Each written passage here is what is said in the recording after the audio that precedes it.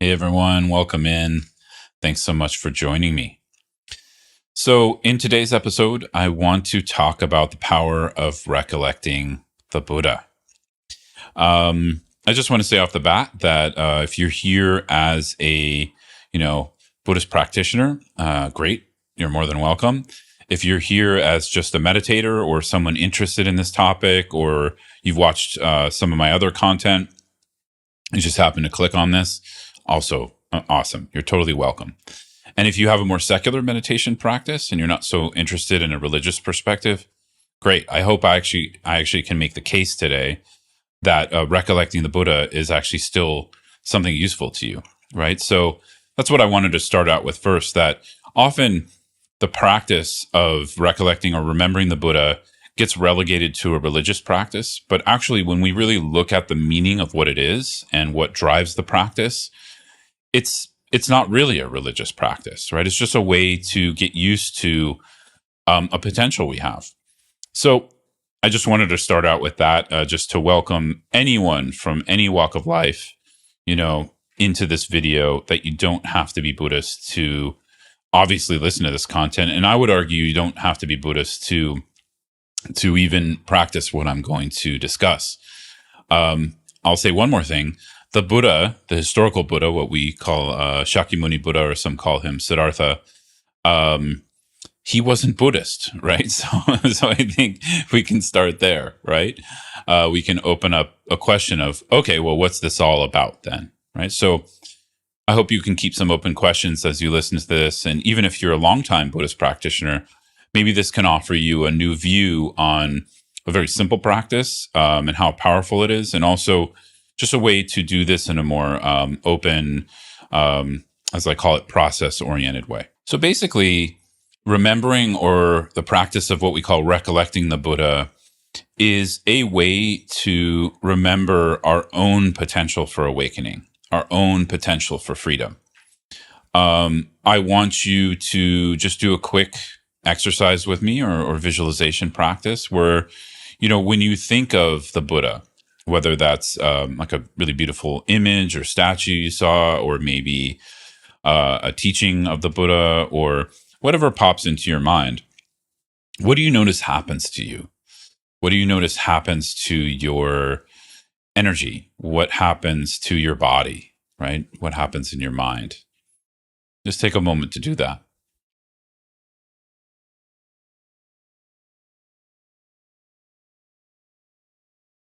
Okay. So without assuming your experience too much, what I notice in myself, and often what happens to those I ask about their experience with this, is there's some sense of peace, right? Especially if you actually are listening to or watching this, you're most likely going to resonate with the figure of the Buddha, or the symbol of the Buddha.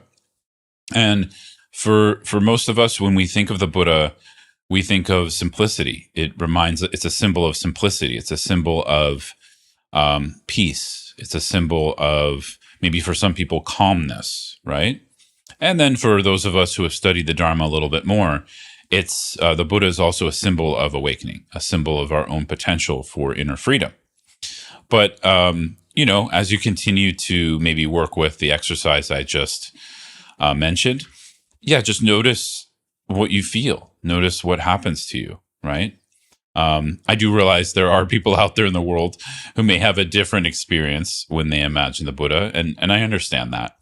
But I think in general, for most of us, this image or symbol of what the Buddha represents something peaceful, represents something we want, because our lives are stressful for most of us. Most of us are struggling with some kind of stress, struggling with some kind of overwhelm. And if we really look at our experience, we don't know how to necessarily deal with every emotional reaction we have, every thought process, let alone, outer relationships where we can struggle in our communication. We can struggle in our, ideals about something, choices, right? So the Buddha described this as a part of life, right? And I think the symbol of the Buddha represents someone who resolved that to a certain degree, right? I mean, as Buddhists, we would say he resolved it completely, meaning he resolved the fundamental stress of what we know as life, right? And so this is one very simple way to think of awakening, resolving the stress or the fundamental stress of life, resolving that, right? Now, actually talking about the resolution itself, that's a big one. There's a lot of teachings on that, and it's a whole path. But nonetheless, I think just putting it very simply, the Buddha, when we remember the Buddha, or recollect the Buddha, it's a powerful symbol of resolution, right? It's a powerful symbol of our own inner potential. So with that said, I think we can go into a little bit more depth into the meaning of the word Buddha. And the Tibetan word for that is Sangye, which we're going to look at in a moment. But as I was implying, the word Buddha itself literally means awake, right? It literally means to be awake. Or in the case of when we're referring to the historical Buddha, Shakyamuni Buddha, we would say the awakened one. It's one of his names, right? The Buddha. So in traditional Buddhism, just for some of you who don't know this, I'm going to say this. Buddha doesn't necessarily refer to a historical figure. It can, right? But it also just refers to any being who is awake. And especially in the Mahayana traditions of Buddhism, there's many Buddhas. There's not a singular Buddha, meaning as many beings as there can be that many Buddhas. So, we have a belief or an idea that the word Buddha is actually, it's plural, right? Of course, it can refer, as I said, to the historical Buddha, who we normally think of, but it can refer to anyone who is awake. So I just want to point that out.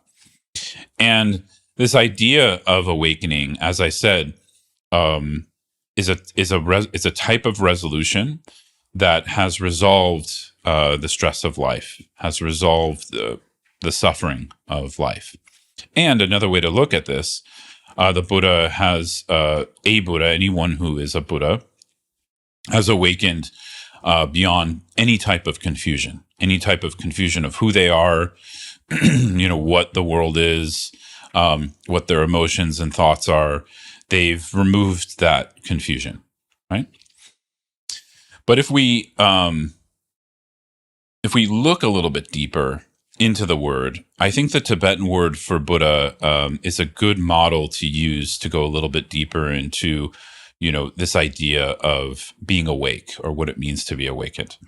So as I said, the Tibetan word is Sangye, and we break this word often into two parts because it represents the two aspects of what Buddhahood or awakening is from a Buddhist perspective. The first part of the word Sang means to purify or cleanse or clear away. So it literally means that, if we're talking about a consciousness, they've purified or clarified something, right? And in this case, relating to confusion or stress or suffering, we could say they've purified or cleared or removed confusion, stress, and suffering, as I was saying. This also includes habitual patterns, afflictive emotions, all of that.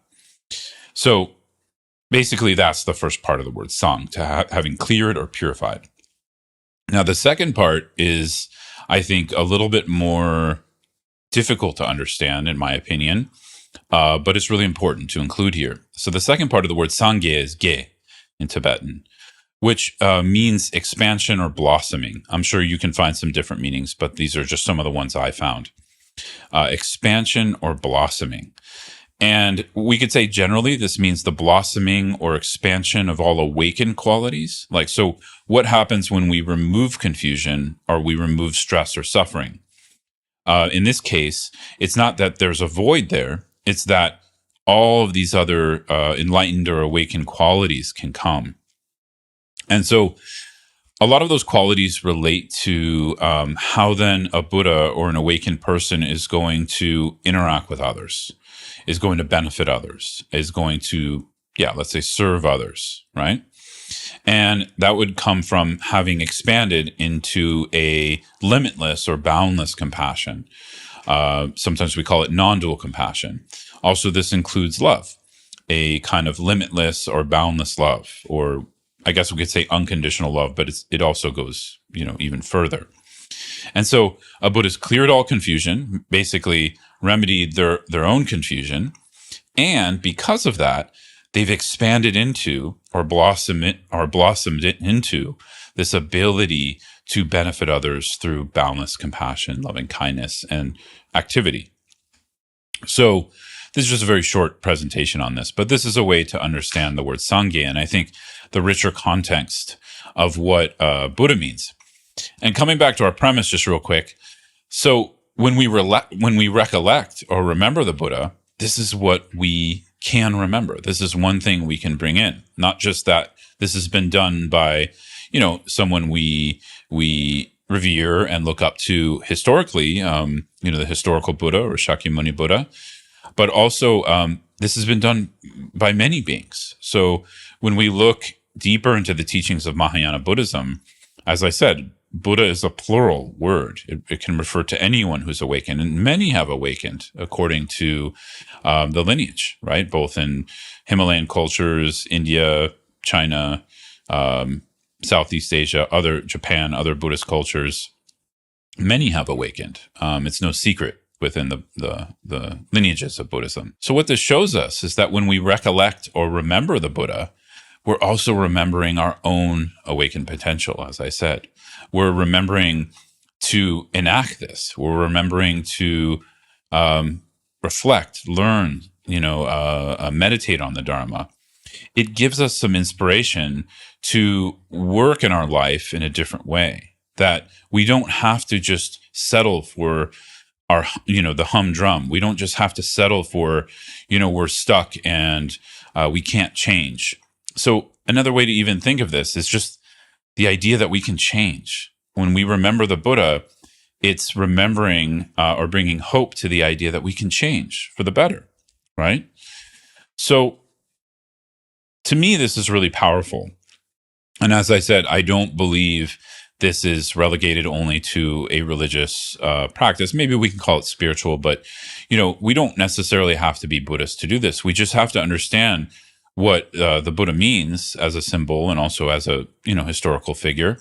And that the word Buddha doesn't also expands beyond that person and represents all of our minds and all of our potential. So in Mahayana Buddhism, we also have this theme or teaching on Buddha nature, which is the idea that all beings have this underlying potential for awakening, that actually underneath what we perceive as our inadequacies and limitations and suffering and happiness, that there's a kind of pure or clarified nature underneath.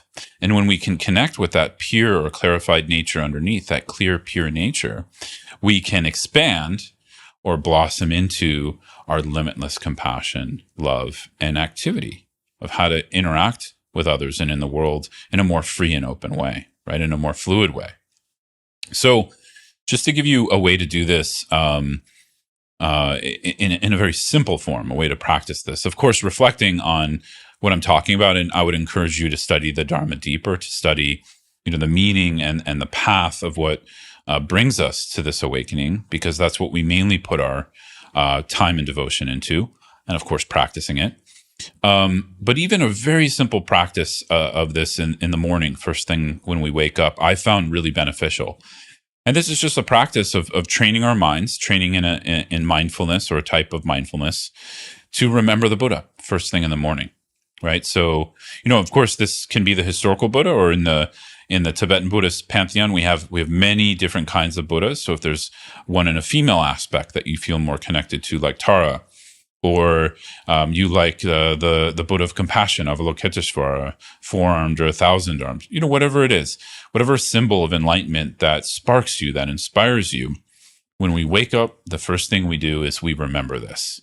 We invite this presence into our awakening process, right? Because when we wake up in the morning, it's symbolic for that awakening process, right? We're waking up out of the how do you say it? The darkness and sort of confusion of our dream experience, and we're waking back up into our physical world, right? And so when we bring in a symbol of remembering the Buddha or a Buddha, right? Again, it can trigger, or it should trigger, we have this potential. And if we're Dharma practitioners and meditators, hopefully it'll trigger a deeper passion and interest, a deeper inspiration and perseverance to put energy into our practice that day, right? So we remember in the morning, we flash the image of the Buddha, and then we continue into our practice or into our day, bringing that energy. So I'll leave it there. I'd love to hear from you if you're going to try this practice I just shared. Please leave a comment if you can, if you're watching on YouTube. If you're listening on Spotify or iTunes or somewhere else, drop me a line at scotttusa.com. I just love to hear from you how this lands, if this resonates with you. If you have also a different opinion, feel free to share it. It's not like I have the correct way to look at this. I'm just sharing an approach, not the approach. So thanks so much, everyone. Wishing you a great day wherever you are. Take care.